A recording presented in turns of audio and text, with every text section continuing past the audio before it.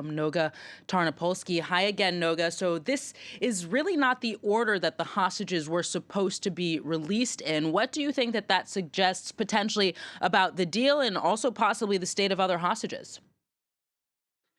Right, Aaron. It's a big question, and right now there's a lot of frenzy here in Jerusalem. The terms of the agreement stipulate that first female civilians and male civilians over 50 or the infirm, the sick, are supposed to be released under the terms of this ceasefire deal.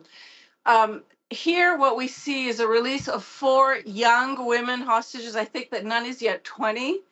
And this, apart from breaking the terms of the deal, which Israel had held to, also puts Israel really in a bind because it throws society here in a panic because it's seen as an indication that the other civilian women may not be alive.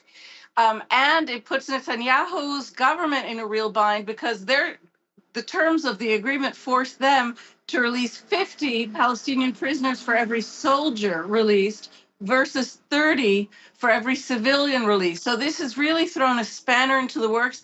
I do want to mention last week in the first phase, the first moment of this agreement, we also saw Hamas throw a spanner into the works. They, in fact, didn't release the list of names at all the day before, like they were supposed to.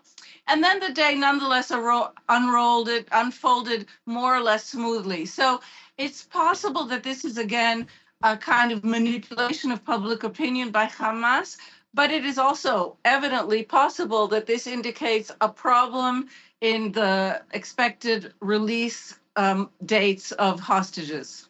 Well, meanwhile, Noga, it's been nearly a week since those first Israeli hostages were released. And as for their state, there's been no update on what condition they're in.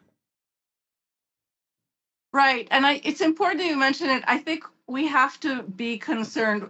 We were told when they were released, which is last Saturday, so a week ago now, that they were expected to stay in hospital for 4 days for tests if all went well.